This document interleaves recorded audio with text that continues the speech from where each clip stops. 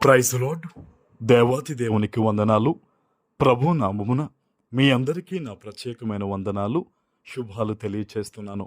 మరి ఈ దినము ఎవరైతే మాకు ప్రార్థన అవసరతలు తెలియజేస్తూ ఉన్నారో వారందరి కొరకు, ఎవరైతే ఈ పరిచర్యకి సహాయకులుగా నిలుస్తూ ఉన్నారో వారి కొరకు ఈరోజు ప్రత్యేకమైన ఉపవాస ప్రార్థన మేము చేస్తూ ఉన్నాం. మీ ప్రార్థన అవసరతను మాకు తెలియచేయండి.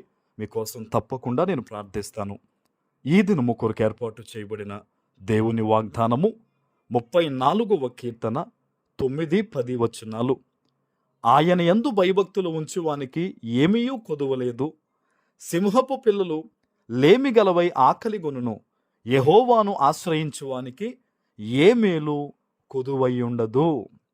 దేవుని నామానికి మహిమ కలుగునుగాక. ఈ ఉదయకాల సమయంలో సర్వశక్తివంతుడైన నీ తండ్రి గొప్ప వాగ్దానాన్ని నీకు అందిస్తూ ఉన్నారు. ఆయన అంటున్నారు కదా, ఆయన యందు భయభక్తులు ఎవరైతే ఉంచుతారో వారికి ఏమీ కూడా కొదువలేదంట. నిజమేనండి. మన జీవితంలో మనకి ఎన్నెన్నో అవసరాలు ఉంటాయి. అవన్నీ కూడా తండ్రికి తెలుసు. అయితే తండ్రి అంటారు కదా, నా నిబంధన పాటిస్తూ నా యందు భయభక్తులు కలిగి ఎవరైతే జీవిస్తారో, ఎవరైతే ఉంటారో వారికి జీవితంలో కావాల్సింది ఏది కూడా లోటు ఉండదు.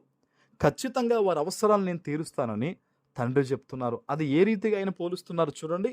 సింహపు పిల్లలైనను కూడంట లేమి గలవై ఆకలిగొనును. సింహాన్ని అడవికి రాజు అంటారు. రాజు బిడ్డలైన ఆ సింహపు పిల్లలు కూడా ఒకవేళ లేమి పరిస్థితి వచ్చి ఆకలిగొంటాయేమో కానీ దేవుణ్ణి ఆశ్రయించే వారికి వారి జీవితంలో జరగాల్సిన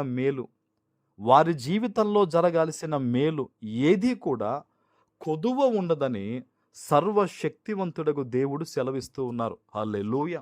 ఈరోజు బహుశా నువ్వు దేని గురించి ఆలోచన చేస్తూ ఉన్నావో, నీ బిడ్డల జీవితం గురించి కానీ, నీ జీవితం గురించి కానీ, నీ ఉద్యోగము కొరకు కానీ, నీ యొక్క వ్యాపారము గురించి కానీ, నీ సంసార జీవితం గురించి కానీ, నువ్వు దేని గురించి ఆలోచన చేస్తూ ఉన్నా అందులో మేలు జరగాలంటే దేవుణ్ణి ఆశ్రయించాలి, ఆయనను ప్రేమించాలి, ఆయన నీతిని, రాజ్యాన్ని, ఆయన సహవాసాన్ని, వాక్యాన్ని నువ్వెప్పుడూ కలిగి ఉండాలి నీ జీవితంలో. అప్పుడు ఏమవుతుంది? ఏది మేలు జరిగితే నీకు నీ జీవితంలో సంతోషమో ఆ మేలు తప్పకుండా దేవుడు చేస్తాడు.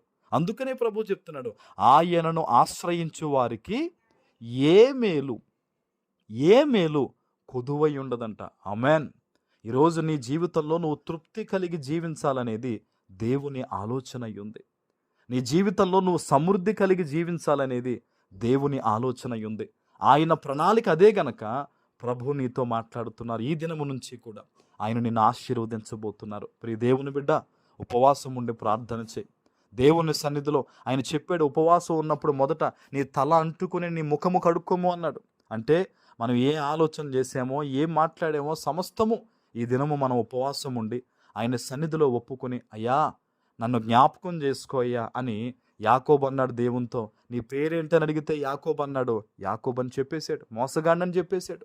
ఈరోజు మన జీవితంలో మనం అన్నీ ఒప్పుకుని ఉపవాసం ఉండి ఈ దినం మనం ప్రార్థన చేసినట్టయితే దేవుడు చెప్తూ ఉన్నాడు, ఖచ్చితంగా సింహపు పిల్లలైనను లేమి గలవే ఆకలిగొంటాయేమో కానీ నీ జీవితంలో, నీ బిడ్డల జీవితంలో, నీకున్న సమస్తములో ఆకలి ఉండదు. ఒకరి దగ్గర నువ్వు చేయి చాచువు, ఎప్పుడు పెట్టే చేతిగా దేవుడిని ఉంచుతాడు. నీకు గొప్ప నెమ్మది, సమాధానము ఆయన ఇస్తారు. ఆమేన్. ప్రార్థన చేసుకుందాం. పరిశుద్ధుడా, మీకు వందనాలు. ఈ ఉదయకాల సమయంలో మీరు ఇచ్చిన గొప్ప వాగ్దానము ప్రతి బిడ్డ జీవితంలో నెరవేర్చి స్థిరపరచమని యేసు నామమున ప్రార్థిస్తున్నాను తండ్రి. ఆమేన్.